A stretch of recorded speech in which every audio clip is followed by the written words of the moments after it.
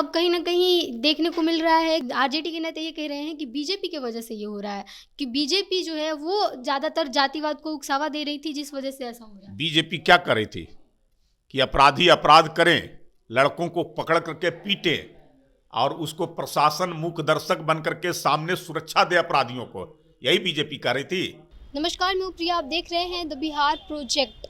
छपरा में mob lynching के दौरान एक व्यक्ति की मौत हो जाती है और दो की हालत गंभीर हो जाती है, जिसको लेकर के सियासत में लगातार सियासी घमासान जारी है। और जब आरजेडी के नेता ने ये कह दिया कि जो बीजेपी है वो धर्म और जातिवाद की राजनीति करती है, वो लोग जल्द से जल्द इस पर कार्रवाई करेंगे और जो भी आरोपी है उसको सज़ा देंगे। अब इस पर बीजेपी के प्रवक्ता प्रेम रंजन पटेल ने अपनी प्रतिक्रिया दी। एक बार सुनिए आप क्या कह रहे हैं प्रेम रंजन पटेल। सर, जिस तरह से छपरा में जो जातिवाद की राजनीति एक तरह से हो रही है और जो वहाँ पर भयावह स्थिति बनी हुई है जातिवाद को लेकर के यादव और राजपूतों में, उसमें अब कहीं ना कहीं देखने को मिल रहा है, आरजेडी के नेता ये कह रहे हैं कि बीजेपी की वजह से ये हो रहा है, कि बीजेपी जो है वो ज्यादातर जातिवाद को उकसावा दे रही थी, जिस वजह से ऐसा हो रहा है। बीजेपी क्या कर रही थी कि अपराधी अपराध करें, लड़कों को पकड़ करके पीटे और उसको प्रशासन मूक दर्शक बन करके सामने सुरक्षा दे अपराधियों को, यही बीजेपी कर रही थी।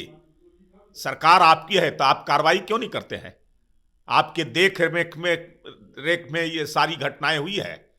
ये सरकार ही उसी प्रकार की है। अपराधियों को मनोबल को बढ़ाना अपराधियों की सरकार ही है।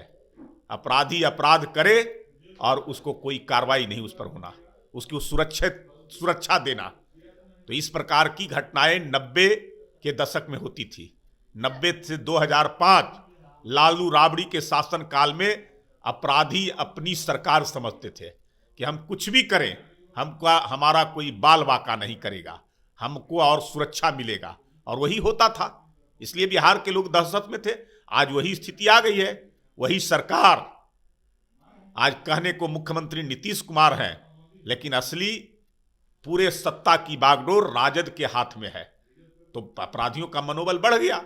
जिन अपराधियों को जेल में बंद किया गया था, जो अपराधी बिहार से बाहर छोड़ करके चले गए थे, अपना आपराधिक जीवन को समाप्त कर दिए थे, वो फिर वापस आकर करके फिर उसी दुनिया में लौट के अपराध को फिर अंजाम देना प्रारंभ कर दिए हैं। ये सरकार अपराधी, माफिया और उन तमाम जो गलत कार्य करते हैं उन्हीं लोगों को सुरक्षा देने वाली और उन्हीं लोगों के मनोबल को बढ़ाने वाली सरकार है। लगातार वो ये कह रहे हैं कि हम लोग जो भी दोषी है उसको सजा देंगे और सजा देने का काम कर रही है हमारी प्रशासन। तब रोके हुए कौन है?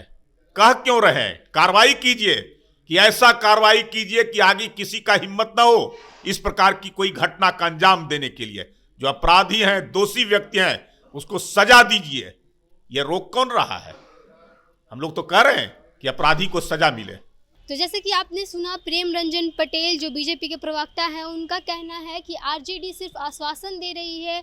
अगर वो कह रहे हैं कि वो अपराधियों को पकड़ेंगे और सज़ा दिलाएंगे तो उनको सज़ा दिलाए। साथ ही साथ उन्होंने एक तरह से मुख्यमंत्री पर निशाना साधा। उन्होंने कहा कि मुख्यमंत्री का सरकार है तो जाहिर सी बात है कि ये सब काम तो होंगे ही। जातिवाद की राजनीति वो खुद कर रहे हैं और खुद ऐसे बयान दे रहे हैं। तो ये कहीं ना कहीं उन्होंने कहा कि मुख्यमंत्री जो है वो अपने तरीके से काम नहीं कर रहे हैं, वो आरजेडी के इशारों में काम कर रहे हैं। आरजेडी जो है वो लीड कर रही है मुख्यमंत्री को और मुख्यमंत्री कुछ नहीं कर सकते हैं। अभी बस वो इशारे पर नाच रहे, एक तरह से इशारे पर काम कर रहे हैं उनके।